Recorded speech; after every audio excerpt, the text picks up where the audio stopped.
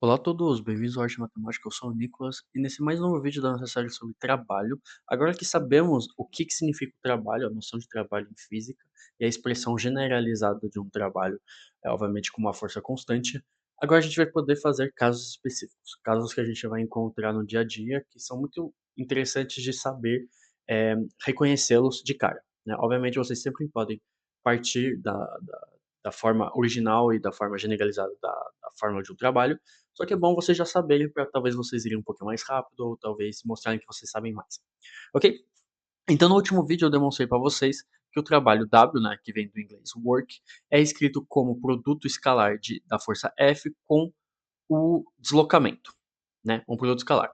Ou que se vocês fizerem projeção, vocês podem fazer F vezes D, então são as normas dos dois vetores, vezes o cosseno do ângulo entre eles, que eu falei cosseno de φ.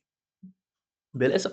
Isso daqui é uma forma generalizada. Então aqui temos uma força aleatória com deslocamento aleatório e um ângulo aleatório. Agora nesse vídeo eu vou apresentar para vocês o que seria com a força gravitacional.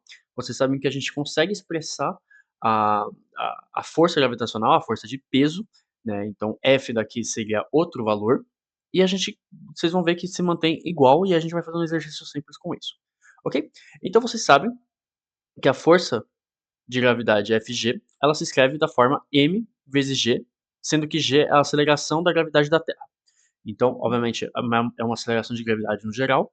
Caso a gente esteja na Terra, isso daqui vale 9,81 metros por segundo ao quadrado. Ok? Então, isso daqui já foi demonstrado e revisto várias vezes. Então, vocês entendem bem que é a mesma coisa, né? W para uma força gravitacional, que eu vou falar que é WG, vai ser então, em vez de F, vai ser mg, obviamente isso em norma, tá? Não estamos falando de vetores, vezes D, vezes cosseno do ângulo. Então, o cosseno de φ. Ok? Então não tem nenhum mistério, tá? Isso daqui eu acho que vocês poderiam descobrir sozinhos. E o meu intuito nesse vídeo é a gente resolver um exercício onde só a força gravitacional ou a força de levantar, então uma força em projeção em Y, vão entrar em conta. E vocês vão ver que, na verdade, funciona exatamente igual ao vídeo anterior de trabalho no geral. Ok? Então, por exemplo, se temos uma bolinha, né, que a gente joga lá para cima, vocês claramente já sabem que o deslocamento dela vai ser direcionado para cima, né? Se ela está indo para cima, o movimento está indo para cima. Só que a força de gravidade sempre vai puxar para baixo. Então, o ângulo entre eles daqui vai ser 180 graus, né? Vai ser um ângulo de π sobre 2. Então, o trabalho da força gravitacional WG vai ser igual a mg vezes d, ok? Então até aí tudo bem. Cosseno de π sobre 2. Ora, vocês sabem que cosseno de π sobre 2 é igual a menos 1. Correção aqui, né? Não é π sobre 2, é π, perdão. E vocês sabem que cosseno de π é menos 1, então vai ficar menos mg vezes d, ok? Agora, se o deslocamento, então a bolinha, ela chega no topo e ela começa a cair de novo, então o deslocamento vai seguir a força de gravidade. Então, obviamente, o ângulo entre o deslocamento e a força de gravidade vai ser zero. Então vamos ter que WG vai ser igual a mg de cosseno de zero. Ora, cosseno de zero igual a 1, então vai ficar mgd. Ok? Então vocês veem que um trabalho ele pode ter um sinal. Eu falei para vocês, né? Como tem um cosseno aqui, ele depende de um ângulo, então ele pode ser tanto negativo quanto positivo. Então vocês vão ver que na hora do exercício, quando a gente somar trabalhos, né, para ter o trabalho total, vocês vão ver que a gente vai ter uma subtração de trabalhos, o que vai acabar diminuindo a energia. Então agora vamos resolver um exercício simples, ok? Então o exercício eu vou fazer uma ou duas perguntas sobre ele. Então temos um elevador, tá? Então eu representei ele como um quadrado. A gente vai considerar o elevador como uma partícula, tá? Então a gente pensa que todas as propriedades físicas do elevador se concentram num pontinho, então a gente consegue aplicar nossas regras usuais, ok? Isso daqui é mais para justificar porque que a gente está fazendo assim. Então temos um elevador, ele está em queda, porque ele está caindo. Então vocês sabem que o elevador, no geral, ele é segurado por um cabo, né? Então temos um cabo com uma tensão T aqui, né? Temos a aceleração para baixo, temos a força de gravidade para baixo, o elevador está descendo.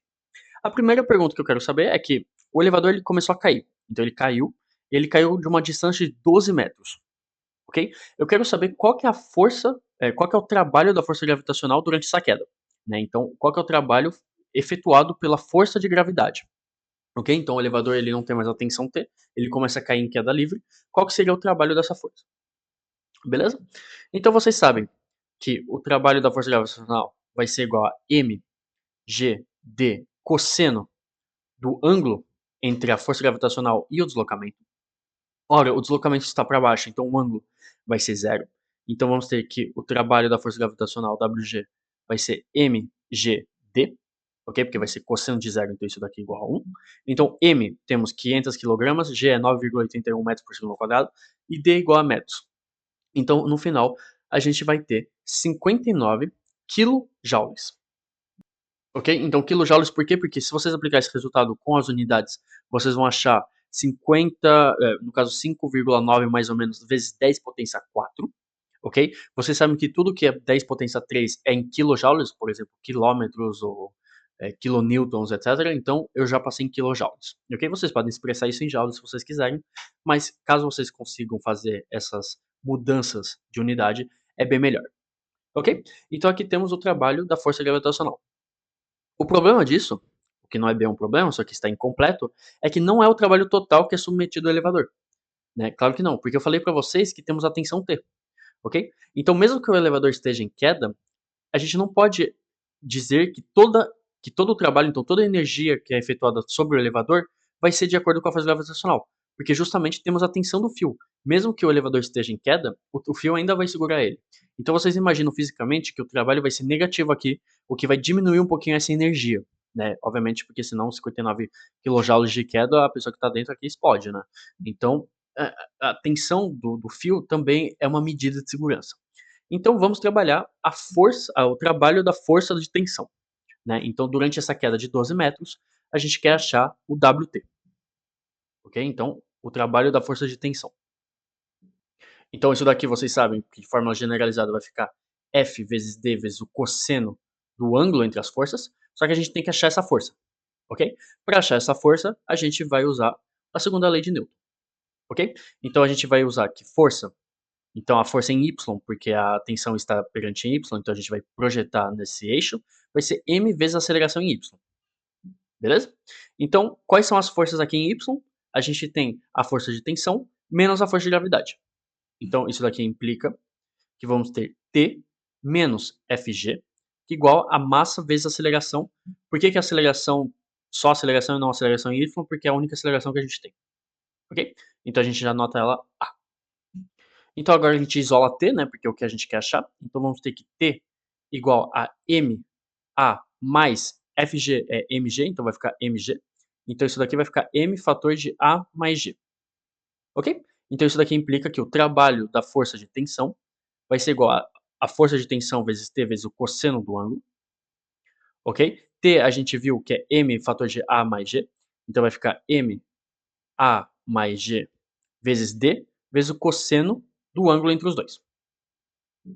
Então agora vocês sabem que o cosseno é π, né? Então temos 180 graus aqui de diferença entre o deslocamento, porque o elevador ainda está caindo, e a aceleração vale g dividido por 5, ok? Então será 9,81 dividido por 5, será a aceleração aqui no nosso A.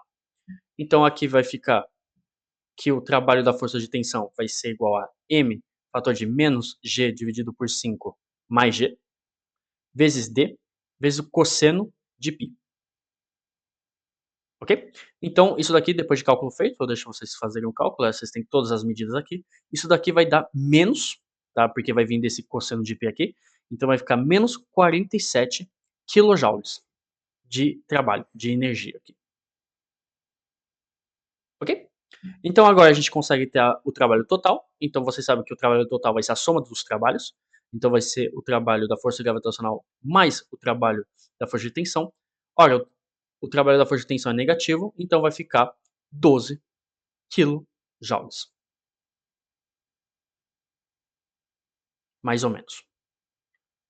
Beleza? Então aqui agora vocês veem que o trabalho é um pouquinho mais aceitável, né? Porque antes a gente tinha 59 quilojoules, o que era enorme, só que a tensão do fio acaba desacelerando a energia cinética, né? A variação de energia cinética do elevador, o que faz ele não despencar brutalmente. Então temos aqui 12 quilojoules de trabalho, ok? Então esse foi o vídeo de hoje, eu espero que vocês tenham gostado. É um vídeo um pouquinho mais simples, né, porque aqui é só um caso específico de um trabalho, né, e os próximos vídeos, os 2 próximos vídeos da série também vão ser outros tipos de trabalhos específicos, que são bem importantes e são bem recorrentes no dia a dia, nos nossos estudos de física. Ok, então muito obrigado por ter assistido.